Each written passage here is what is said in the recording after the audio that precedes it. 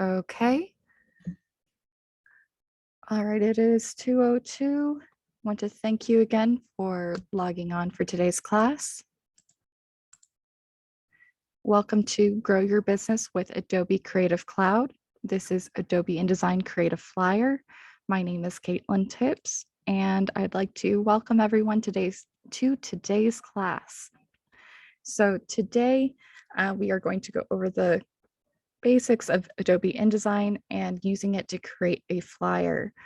I want to note here at the beginning that if you have any questions at any time, you can type them into the chat, which that option should be available in the lower right hand of your Zoom screen.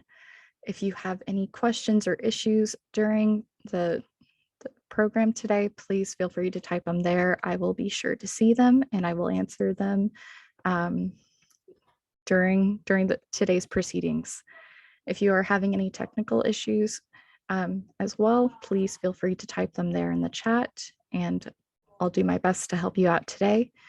So before we move forward, just some housekeeping reminders that we would like to share with everyone. Please note that this program is being recorded and will be made available on the Plano Public Library YouTube page for later viewing. Also, soliciting business or selling merchandise during library virtual programs is prohibited. Please show respect for our presenters and one another throughout the program. Not following any of these things will result in your expulsion from today's class. Okay, so now that we've taken care of that, I want to jump right in. So with an InDesign class, it's first important to establish what is Adobe InDesign and why are we working in it today.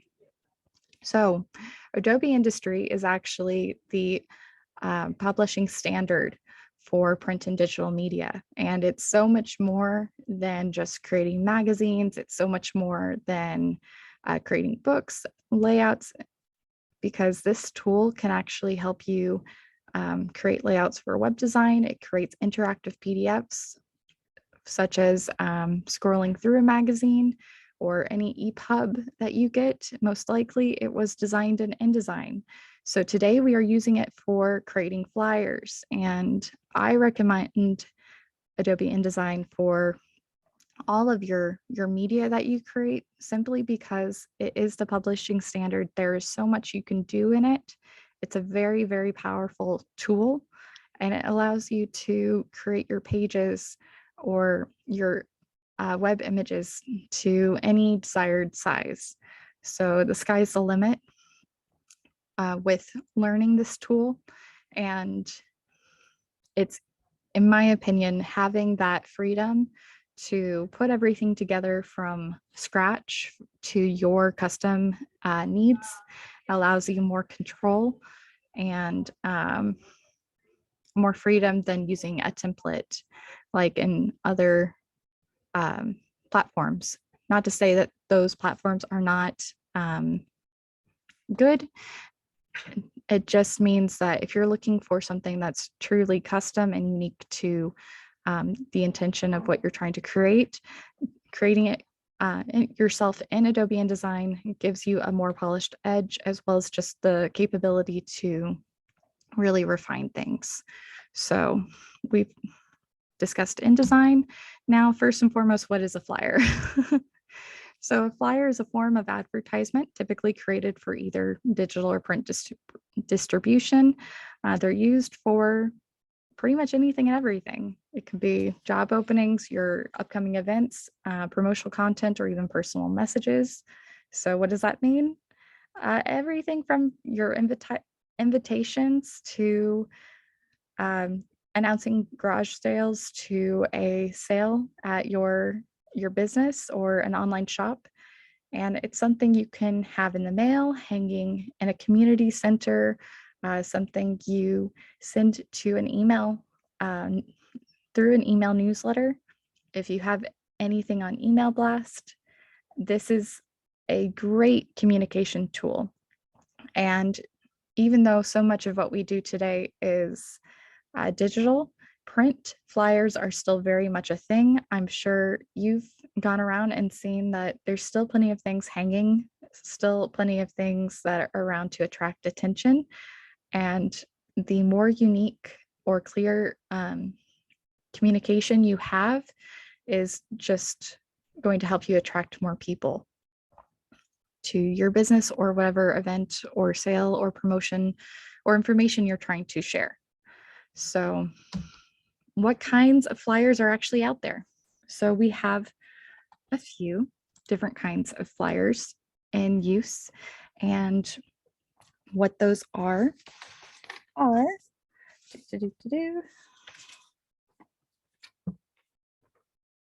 we have our brochures.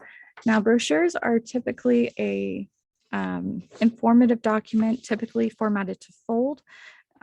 This is something as simple as a bifold kind of newsletter format, a trifold, or something that's sort of like an accordion fold. These are typically very informational heavy documents, but they are considered a flyer. If you want to share more of your personal story behind a product or a business, a brochure is a great way to convey that information because it helps build that intention, build a relationship with your audience, and it's something you can translate in different ways from print to a digital environment.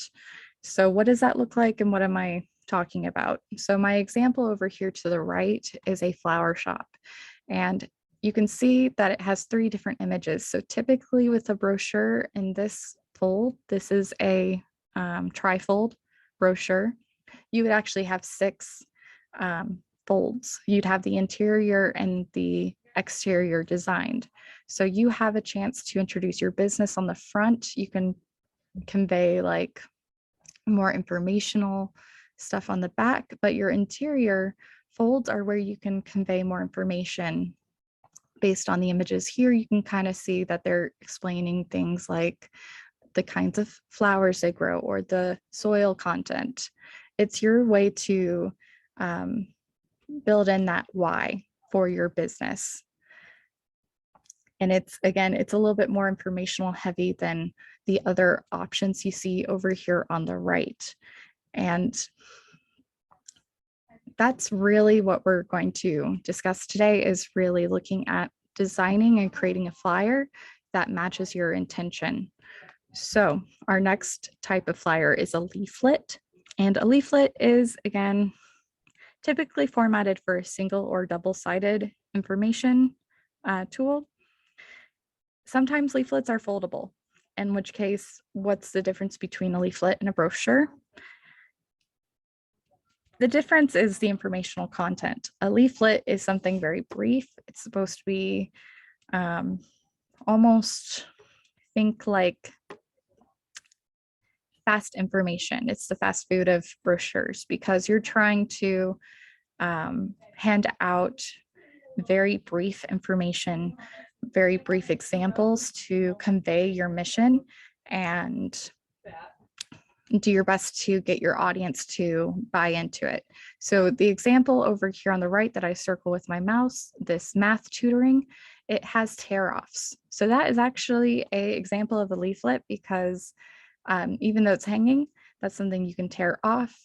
And again, your audience is getting information. It's also something that you could have hanging and you could hand out manually. A leaflet, I would say, is not something easily translated to digital usage, but it's a very, I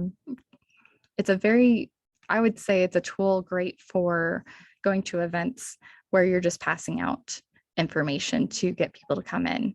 And it can be things that are conveying a sale, like bring this to the store and you get 15% off. Those kinds of things are what I consider a leaflet. Does that make sense? Now, digital flyers and print flyers, why are they separate? And that's because essentially a digital and print flyer, you can design the same, except they're formatted differently for viewing. So digital flyers, obviously formatted for digital viewing, and obviously they may be formatted for the platform that you're designing them for. So if you're designing it for an email blast through a newsletter, then you kind of have the sky's the limit. You can put anything into that image because you're going to embed it into an email. Now, we're going to get into this a little bit more in the software. There are some very clear things you want to think about when you're formatting for digital versus print. But again, the main concern with digital flyers is the intention of where you're distributing it. You could be uploading this to Facebook. You could be uploading it to an Instagram account. You could be sharing it on any kind of online forum. This all plays a role in how you format the size of your flyer versus a print flyer, which you have very standard page sizes with which to play with. So the third example I have here, that one night only, could be a digital or print flyer. It is something that you could easily embed into an email or post online. It's also something that could translate fairly well to a printed image. Most important, though, is just understanding the intention, because not all print flyers will work digitally. And that's because if you're designing something to be viewed at a distance, it may not translate so well close up. It may not translate as well for a on-screen viewing. So those are just some things to keep in mind, and just a few examples of the types of flyers. There's actually so many more than what I just boiled it down into these brief 4 different types. So before we jump into the software, the last thing I want to go over is some design considerations. So when you're designing your flyer, you actually want to think about the form, feeling, and function. So these, again, are things I'm sure you already are thinking about in terms of wanting to design a flyer.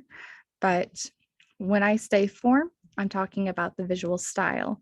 And this could be, if you are running a business, this could be your brand identity, your messaging that you already have within your brand.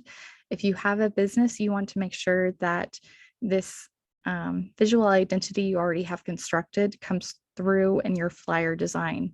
You want to have a consistent style, and a visual style guide can actually translate into so many different things.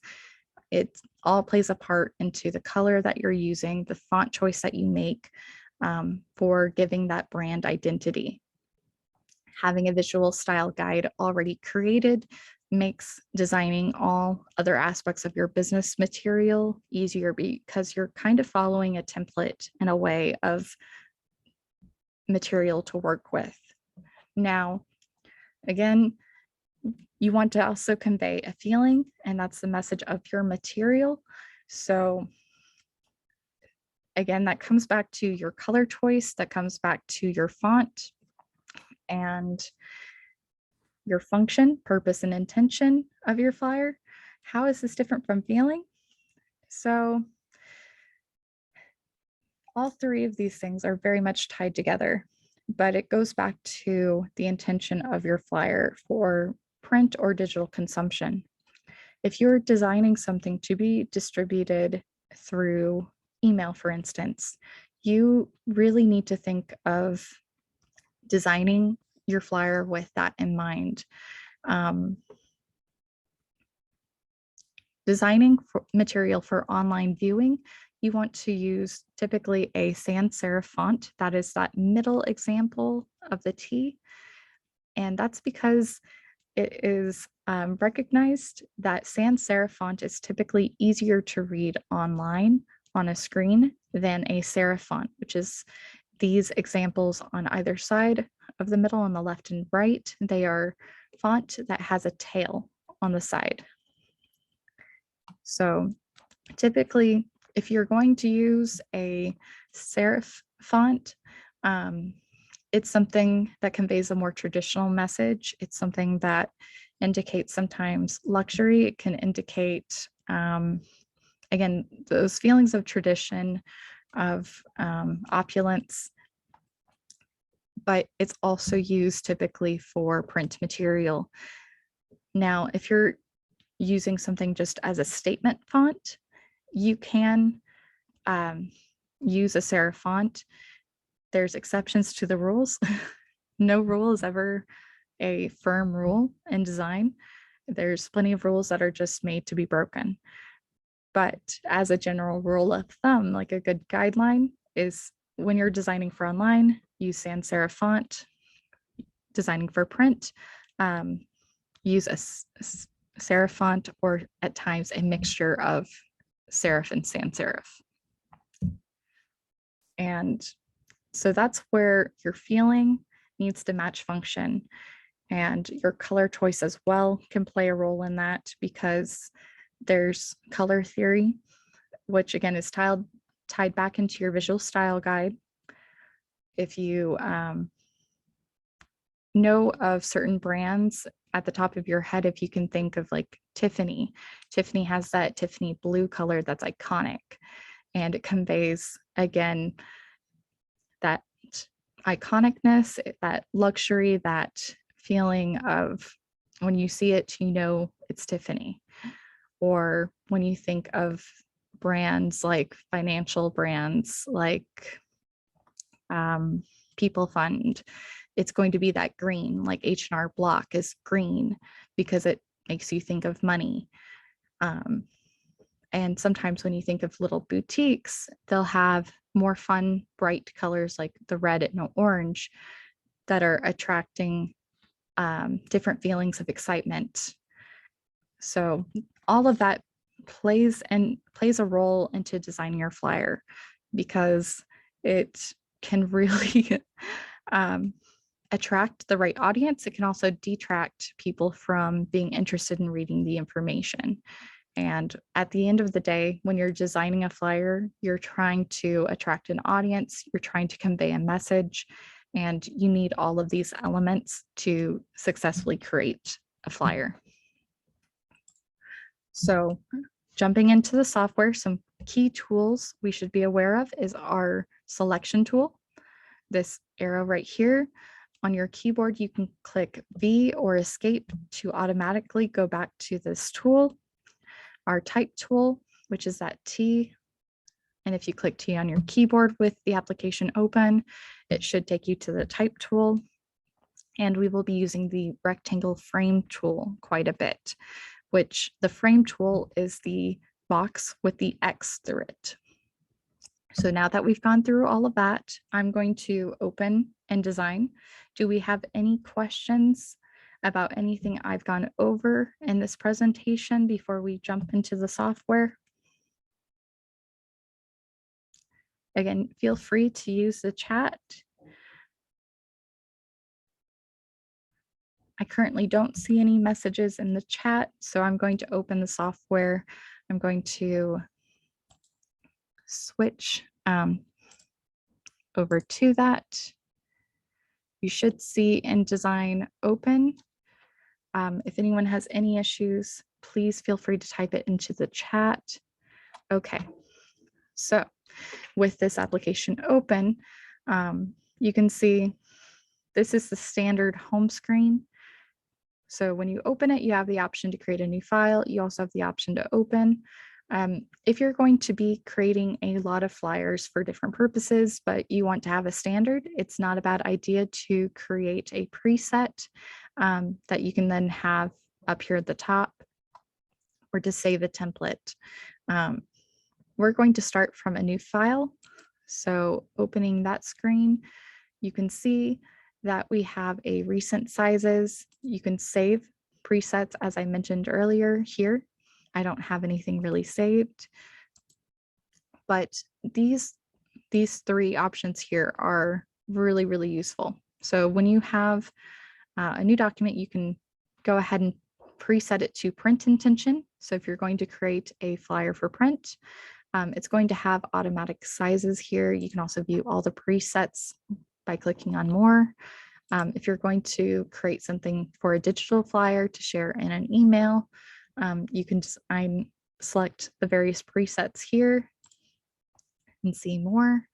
I will say that a lot of their presets for web are for full page websites, or it simply has it for the letter and A4 sizes, which are not bad options. And it also does have mobile presets. So if you know that this is going to go on a social media account, this is not a bad option to select. But I'll show you a tip later for converting to different sizes more easily. Going back to this first option, I want to point out that over here on the right, you have all of your preset details. So right here, you can already see that this is our units. If you're wondering what picas are, you would not be alone. Picas are really only a unit of measurement that are used by those who design all the time. But even most designers will use the points.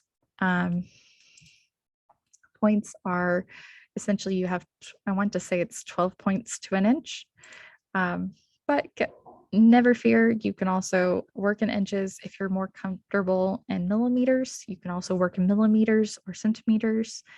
I'm not even going to get into scissors and agates. They're not something I'm particularly familiar with. And pixels are, I would say pixels are really more beneficial to work with in the software like Photoshop. InDesign is a vector-based software like Illustrator. So I would say in general, if you are not sure of what unit of measurement you're comfortable working in, just go with the one that seems most familiar. So inches or millimeters typically is what I would recommend. I'm going to work in inches for today's class, and I'm going to go ahead and start with a print intention, but I'm going to show you how you can easily convert your print design into something you share digitally as well. So continuing through this preset here, and again, feel free to interrupt anytime with a question in the chat. You can see that when you select your different measurements, that updates automatically. Now below that is pages, and next to it is facing pages. Facing pages is something you really only need selected if you are creating a book or magazine. We might use it if we were creating a leaflet or a brochure, but we are not. Today, we're just going to focus on designing a single-paged flyer, something that conveys information pretty easily. If you had multiple pages, you could indicate what page you wanted to start on. You could also indicate a primary text frame. That's, again, not really useful for what we're doing today. We're just going to start with a blank page. Because we are starting off with a print intention, I am going to set a bleed. And your bleed can be as big as you like. The important thing to know about creating a bleed is bleed is for print intention. So if you were going to send this to a professional print service to print 150 copies, for instance, you might want to set a bleed.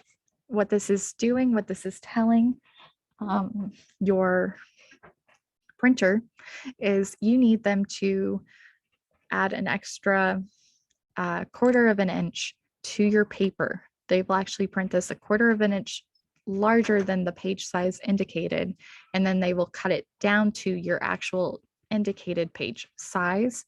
So you get color or an image printed all the way to the edge. So that is what a bleed does.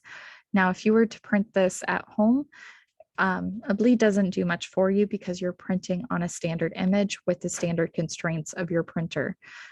So most printers will not print directly to the edge for that reason. That's partly why you create a bleed, and then a printer service will cut it down. Now below that, you may see Slug. Slug, again, it's only useful if you're going to work with a professional printer service. Creating a slug is a actual section in an InDesign document where you indicate specific instructions. So if you were going to do specific printing effects like spot colors, or you wanted embossing or anything kind of fancy, that's where you would go ahead and create a slug and use that space to indicate specific guidelines to your printer. We are not going to need that, so we're going to keep this fairly basic. Our margins are currently 1/2 inch, so that's actually pretty big. So I'm going to drop that down a little to 1/4, just so we have more of the page to work with. Now, if you find that you're not sure what this is going to look like, you can click the preview button here. And what that does is it actually shows you what that page will look like. I see that there is a question, what is the app that we're using? So this is Adobe InDesign. And if you have any questions about the software as we go along, don't hesitate to ask. There are plenty of other applications you can use for flyer design, but today we are focusing on Adobe InDesign.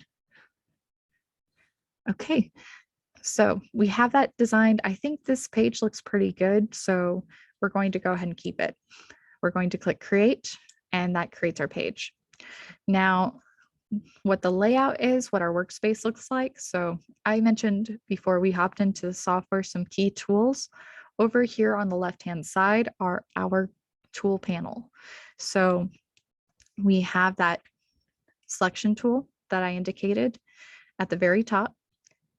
The white version is a direct selection tool. And we also have a page tool. I could go down through each of these individually. What I'm going to do right now is I am putting a link in the chat to our Google Drive. There is a handout for this class. It looks like we also have a question in the chat. When there is a margin already, use bleed and slug, why? Okay, so why would we still keep a margin and have a bleed? That's a great question. Now, you would still have a margin because a margin is actually a tool for you to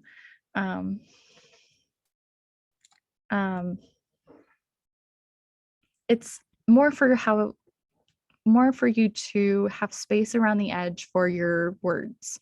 Having a bleed is great for images that you're printing all the way across the edge. And I'll show you what that looks like, what I mean,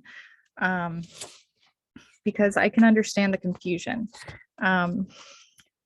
It's for a really clean edge for your work. But I'll show you what I mean by that. But a margin is still really good to have a guideline for your text, because unless you're treating your text like a graphic, you really don't want to have half of your words falling off the page or getting cut off, because again, the bleed, so this red image around, what you're telling the printer is you actually are printing on paper that size, and then they're cutting it down to the size of your paper, which is the white image here. So that's a basic explanation. I hope that helps, but I will visually explain that some more later in this class. So very good question. And again, we're not having a slug because we're not doing some more advanced printing effects. If you want to see an example of that, I believe I have a class where I go into spot color and more advanced printing effects in my business card and letterhead class, which is available on our YouTube channel. But okay, to continue with the workspace overview, tools are over here. We're going to use this selection tool at the top most often. We're going to use this text tool. We might use lines. We are definitely going to use the rectangle frame tool. We might use the regular rectangle tool, but you may notice as we're going down that some of these have little triangles in the corner. So if you click and hold any of these tools, they actually show more tools. So type tool and type on a path tool, which can create some really unique effects. And then for the rectangle frame tool, you'll find that it actually shows more shapes than just rectangles. Same for the rectangle tool. So those are the ones that I think you can do the most with for what we're doing today. Again, we're kind of keeping it a little simple to continue. Up here in the right-hand corner is our workspace switcher. So I don't know about y'all, but I grew up using Microsoft Word all the time. So my brain is kind of configured to see things along the top of the window. So by clicking where it says Essentials in the top right-hand corner of the screen, you'll see that it actually pops up with different options. And this is options for our workspace. And it will pull up configured panels and tools. So if we go to Essentials Classic, this is what I'm more used to working in. And you can see that now over here on the right-hand side, our panels look completely different. So before, under Essentials, it had everything kind of configured at the top and not too many panels were open. This is useful because if you find that you don't like your page size anymore, you can actually edit it here in properties. If you don't have the properties panel open, you can go up here to window, and this actually has all of your panel options available to drop down. So by clicking properties, or depending on what workspace you have open, this is where you can update that. So if you find a letter size is actually too big, you want to have it as a half page size, you can update that. You can also change the orientation of your page for whatever you're needing. Or if you decide, oh, why do I need a margin? You can actually set that to 0, but we're going to keep a margin today. You can also click adjust layout and have all the options pop up again if need be. You can also input different grids and lines if that's how you like to work. Again, this is all about what's comfortable for you. Today, I'm showing you what works well for me. So in Essentials Classic, I just like having access to a lot of panels all at once, and I like having it in a linear path. So if there's panels I don't need, I can either exit out of them, I can close out of them. I can do pretty much whatever I need to. And that's the whole point of working in InDesign, is working in a way that is comfortable for you, in a way that makes sense. So the panels that are most important to understand, your Pages panel. So here in your Pages panel, you can actually create a master page. Not that necessary if you're working with a one-page document. Anything you put on a master page is going to be frozen on your actual page. It's great though if you're creating multiple versions of a flyer, simply because it will have all these standard elements on it that you need. So if for your business, you wanted to have, if you have more than one location, you could put all 3 locations at the bottom of the page and just automatically copy it on the different versions that you have of your flyer. Just as an example, if you go to the next panel, layers, this is great if you need to have some distinction between elements on your page. So if you really wanted to separate things like your background layer from a foreground layer, again, a really great way to make that distinction. So if you wanted to call this background images by either double clicking or right clicking on it, you can edit that, rename it background images. And then you could create a new layer. Layers on your page will have a different window color to it based on that. You could also call this text if you wanted to keep it separate. So again, what I mean by that, I have that top layer selected for text. So with the text tool, that's a red box. Just gonna put some random text in there so it stays highlighted. And if I click the rectangle frame tool and click and drag, it's red, but it's not text. So what I could do is actually by clicking that drop down arrow, you'll see that it pops up with the different layers and it's selected. You can click and you can actually drag that down. Now the outline is blue. So that's a good basic example of things here, just to show you what that looks like. Continuing down, links. Links are a very important panel because anytime you are importing graphics into your flyer, so this could be inserting your logo, inserting anything from your brand identity, you are actually placing content into InDesign. InDesign is really great for retaining image quality by creating these links between your files and what's being imported into it. That's different from simply copying and pasting content in here because you're not providing any link back to a file. So the quality will not be as high. So if, for instance, you save this and you open it on a different file where you don't have the links saved on that device, you may find that links appear broken. That can be fixed by simply reattaching it or letting InDesign know where those files live on this device, because it's providing that quality information. And that's very important, especially when you go to export or print your images.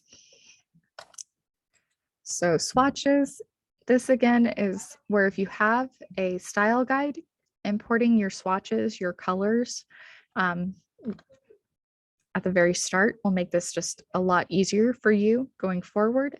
It will start with a basic Roy G. Biv kind of outline here. Now, you can edit swatches.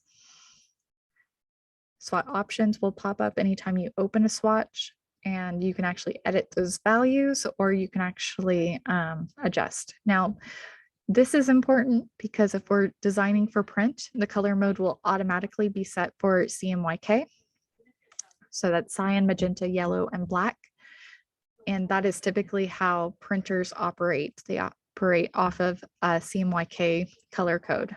Now, if you're going to design digitally, you would want to convert this for RGB. So red, green, blue, because online, you don't really have to worry about ink mixtures. So this is going to be colors that are configured for the screen. Again, we're designing this initially for print. So this is how we want to operate. If you do import any colors, you do want to make sure that it matches your intention. Okay. What is a swatch? So again, a swatch it's a color code that you're essentially you're telling InDesign, hey, I want this color. And again, you want it for the intended purpose. So CMYK, that color code, is how you are communicating to the printer, hey, I want this printed green, or hey, I need this printed pink, but I want this specific shade. So a swatch is like it's like when you go to Lowe's and you pick up a paint tile to paint your wall. You pick a swatch of colors and you compare it to find your desired color. Does that make sense? Okay. Now we have stroke, which is for lines. So if you have graphics, this is useful. I'll explain that by actually showing.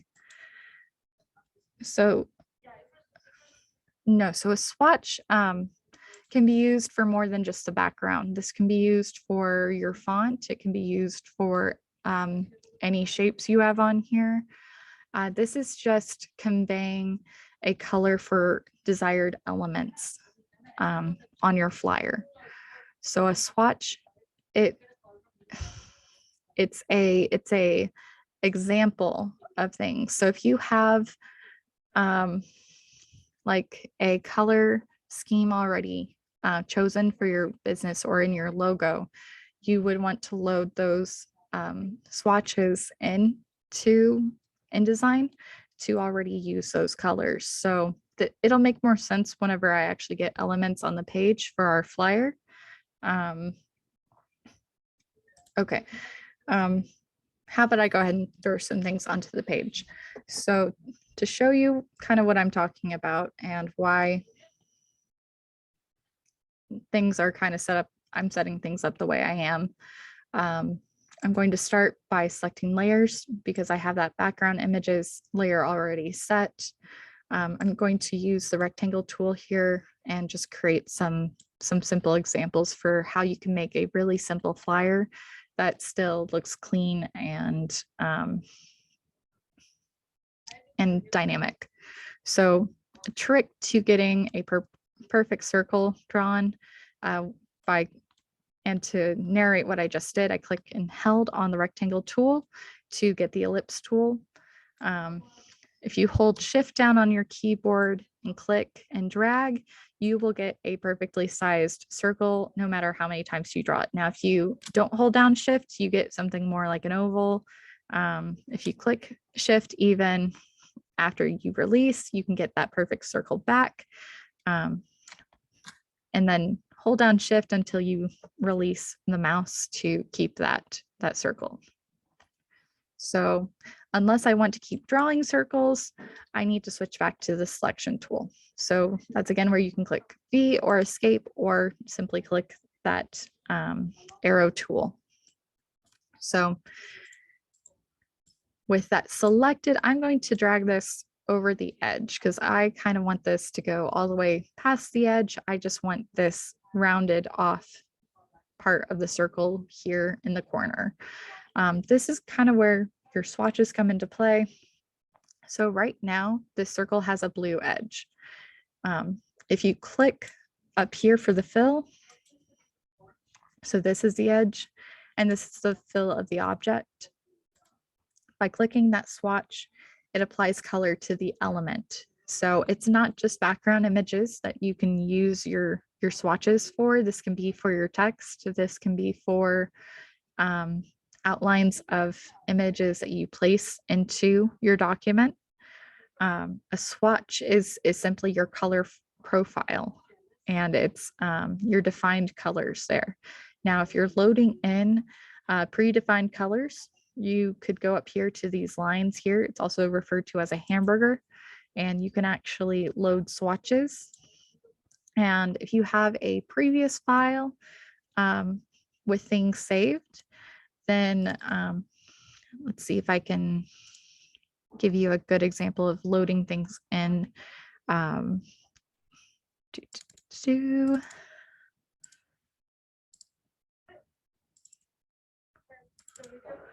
Okay, so you'll see I just loaded in a bunch of different font schemes from another file. So if you had a logo, you could have this configured. You'll see that our swatches are named Pantone. Pantone is a printer color wheel, kind of defined image colors for images. And again, it refers to printing and having your ink mixture.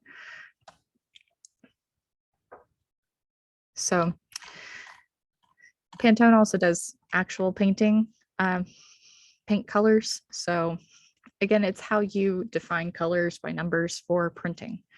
And InDesign refers to this as swatches for just how you apply it to your elements. I hope that makes sense. Okay, so we have one thing on our page. Now, if you wanted to add more circles on top of that, you'd go back to that tool. I'm going to click and hold, and currently it has nothing else applied. I'm going to change the color. we're just going to go with a nice simple blue. We're going to apply the same blue here. Now, it does not have to be the same for your infill, fill, and stroke. If you wanted your stroke to be a green, you could change that. But again, if you have no value, it doesn't make a difference until you actually give stroke. So the line, that is the line weight, the heavier the weight, the bolder it is. And if you have it at 0, there essentially is no line. You only have the fill of the object to define it. If you want to adjust the size, you can adjust that as much as need be. And you can also, this is the difference. If you're importing something externally from InDesign, you want to place it. If you're working with elements in InDesign, you can copy and paste. So Control C and Control V as many times to kind of get your desired kind of images here. So I'm just trying to make something look kind of clean and nice and simple. I don't necessarily need that many circles. What I might do is actually, depending on what we're trying to do here for our flyer, for our brand, I might apply some text then at the top. So let's move this circle to the top. This is a good example here. In InDesign, if you want something centered, a pink line will pop up in the center of the document to help you find that composition that really works. If you drag it down, you'll also find the horizontal and vertical centers for the document. Just by dragging it, if you had more than one element on the page, it also pops up with some helpful alignment tools. So what I'm going to do is actually resize this until I kind of get a half circle and have that at the top. So if you're concerned as to why, if you go down here at the very bottom of the tool panel, click and hold, you can actually preview what that document's going to look like. So you can see what that would look like when you printed it. And then when you apply text, you can work in the workspace like this. And by clicking in your text tool and actually going up here to the top, this is why I like working in Essentials Classic. You can apply different font. And this is where having your swatches will be important.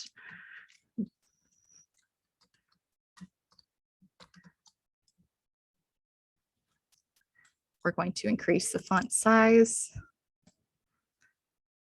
Still way too small.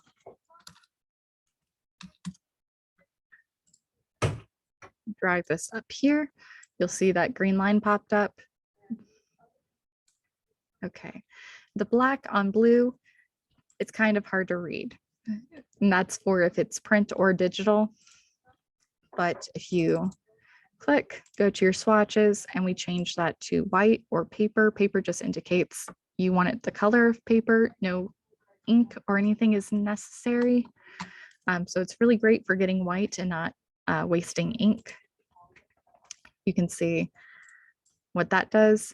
Now, why your margin matters and why having that bleed matters, as you can see here, I really don't want to have my text go over that because that's the edge of my paper. So if they're cutting it down and I have my font all the way here to the edge, it's going to be very, very hard to have my printer cut that down to size and make sure that that's legible. So by having a margin on my page, it's a great guideline for your text, for your material. So this is just an example, because for a flyer, you can also have for your business a simple greeting of "you're invited." You can then input on here, we're having a sale, or we're having a tasting, or we're doing a guided example on styling. Whatever you're trying to convey to your customer base, is what you can use here to convey that information. So this font actually works for both print and digital. It's a sans serif font. You can tell that this is easy to view on the screen. So this is something you could easily convert to digital and send out. I do see that we're getting a little low on time. I want to make sure I'm actually showing you a finished, what you do when you have a finished product. So on your flyer, it's important to convey all the information you need.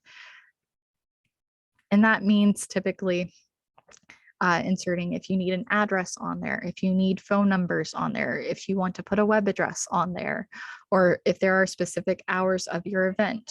That's all information you want to input on your flyer. So right now, everything I have on the page is on the same layer.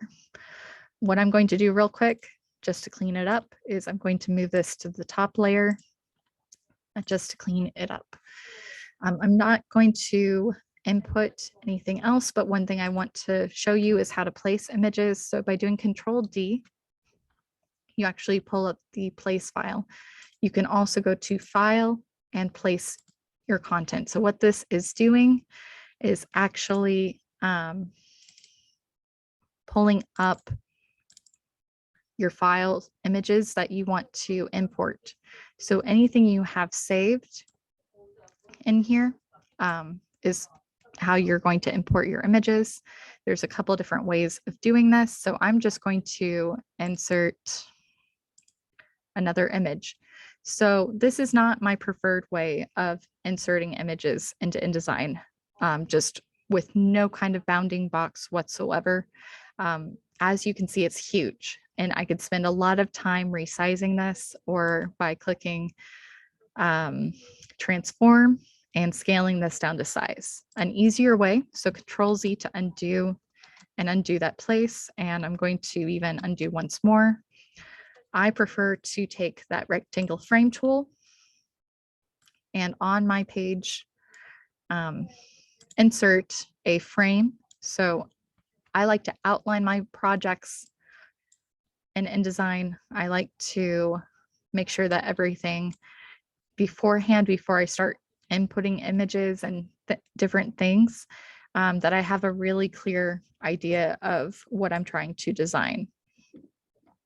So with that frame tool now clearly in here, I'm going to do Control D, and I'm going to reload that image in the background. So it's still huge, but it's within the bounding box, as you can see here. So by right clicking, first I'm going to go down to display performance.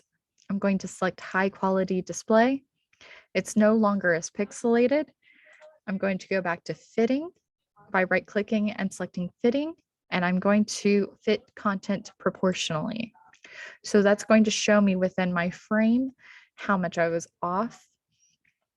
And I can also see that the order of these layers, this is over top of the circle, which is not what I want. But what I can do is resize. So when you're in InDesign, this is perfectly fine to go outside of all of your margins, your bleed guidelines when you're working like this, because again, you're only telling your printer what you're looking for. Now, I'm actually going to Control Z. I'm going to keep it pretty well contained. I'm going to go back to fitting. I'm going to fill frame proportionally. That's the other option. And just because when you get off, you have so many things off into the gray workspace, it can get a little messy in terms of keeping things straight on where your paper actually is. So I do like to work within the bounds of the actual size of the paper. This image like this is actually quite nice. It fills it pretty well, but I just want to show you what multiple overlapping images look like. I'm going to select this again, arrange, and I'm going to send backward. So now I have that circle over the top. and it makes it interesting to have multiple things. I think I'm going to resize this a little bit. If I had a little bit more time, I might even kind of play around with the color a little bit more. Maybe I will go ahead and kind of mess around with the color. Very bright. This implies a lot of like a kind of a party vibe. So if you're celebrating something, it's not bad. To show you what you would do to complete this out for printing, what you'd want to do, I like to always preview what that would look like. Am I happy with that? And then export. File export, Control E. You can export this as a PDF. Now, if you're going to share this digitally, that's all you would need to do at that time. A PDF is perfectly easy to embed into an email as an image. Now, if you click Save as File Type, you can also find, oh, there's PNG, there's JPEG, there's EPS files, HTML. So all of your export options are available by clicking that drop-down Save as Type option bar. So we're going to stick with a PDF just to show you what that looks like. So by clicking Save, it pops up with these options. So anything for print is going to pop up here for high quality print. Now you can change that if you need specific needs. If you're going to press, you can always select press quality. If you're just looking to make sure that all the images have high quality, by going to general viewing, layout, just make sure everything makes sense. The important thing is for your images. So this is compression. I would leave everything to automatic because you don't want to have a huge file size. The most important thing is pixels per inch is to have a baseline of 300. 300 is a good minimum for file size. And then you would export and it would show up in your file as a PDF. Now, to convert this pretty easily to something for digital viewing for different sizes, you can create an alternate layout and it pops up with this window here. And from source page, you want to leave that as indicated. But if you wanted to convert this to something else, you could go here and convert it to a larger size. If you wanted it smaller, like a half size, you can convert it there and click OK. And up here in your pages, you'll see an alternate layout. And as you can see, it didn't quite resize everything. That's okay. Control A. And what I would do is go to fitting, and you can change this, you can use this to resize things to the page. Now, if we had more time, I would show you a little bit faster way to get this all to resize, but I wanted to make sure that I showed you those options today. Now, if you wanted to make this for digital, I would apply liquid layout. So this typically works better when you have everything on your master page, because it can apply rules for scaling objects and just making it a little bit easier for reading. But a faster way is simply by doing create alternative layout. And if you want to work with a custom, you can then resize things. So if you wanted to make sure it was something you could use for like Instagram images tend to be very square. So you would just want to match that size. So 5.5 by 5.5 would be completely fine. And hit OK. And again, it creates an alternative layout with all of your elements there that again, you could scale to size and reformat. If I had more time, I would again show you a faster way to do that. By Control A, well, if you select everything, you should be able to Control A, select everything on the page and simply rescale it.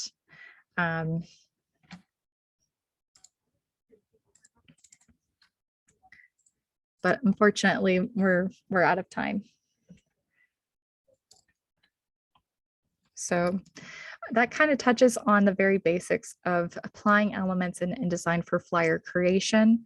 I hope that gets you started. I hope that this helps you feel a little bit more comfortable with approaching InDesign. Are there any questions or anything I can explain before we end today's class?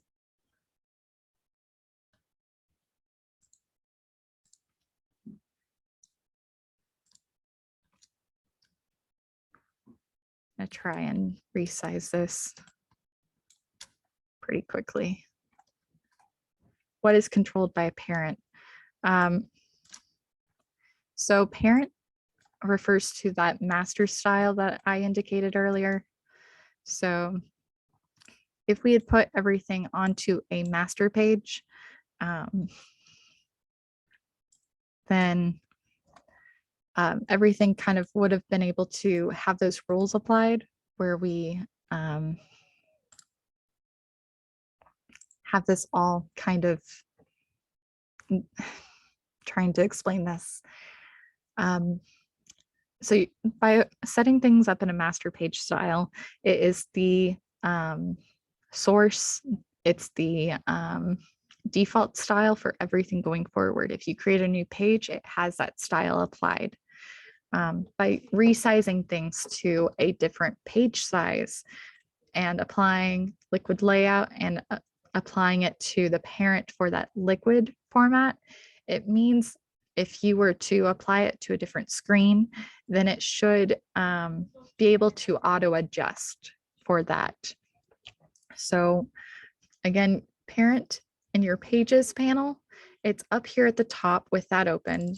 We don't have anything loaded on here. Now, a fast way to do that, just kind of going back here, if we Control A to select everything and we copy it and we go here, I would do file, right click, paste in place. That applies everything. So now we have something on our master page. If we go back to this page and Control A and delete, all of the content that we put in here is still there. So it's a fast way to apply things or to have a default, because if we create a new page, which is this plus symbol in the panel, you can see the second page looks exactly the same. So it's great if you want to apply different details to a page, or if you're preparing things in advance to print things automatically. So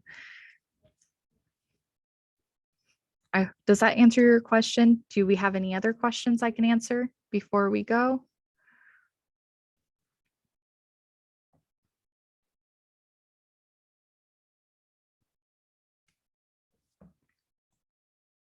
That's a great question. I really wish I had a little bit more time today.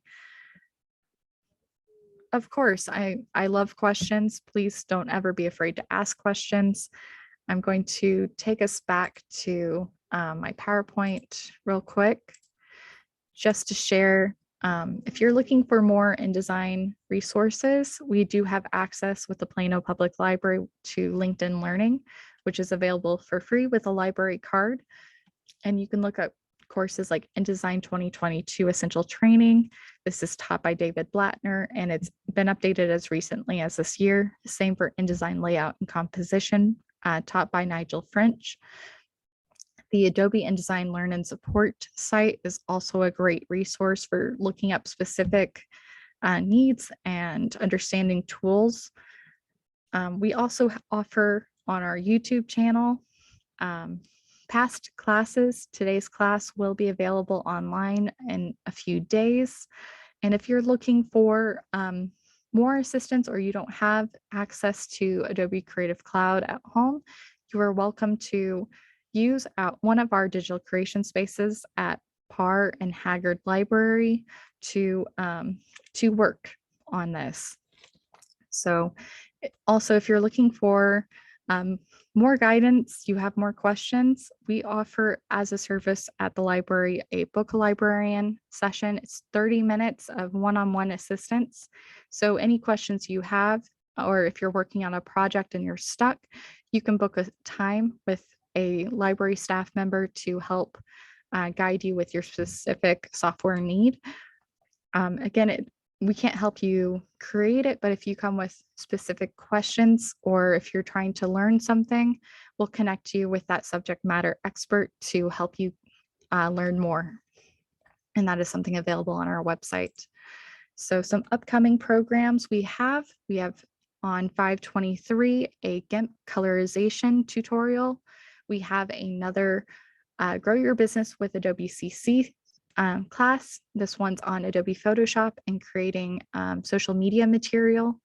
And we have on June 11th, Blender Basics, which is a 3D design software, and that's available in person at Haggard Library. So thank you again for sticking through this class with me today. I really appreciate the questions, and a survey should pop up on your computer for today's class.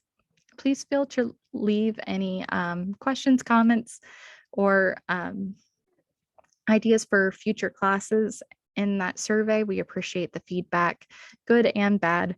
And again, if you have any questions, you can feel free to email me or use any of the resources I mentioned above. So thank you so much for joining us today, and I hope you have a great rest of your day.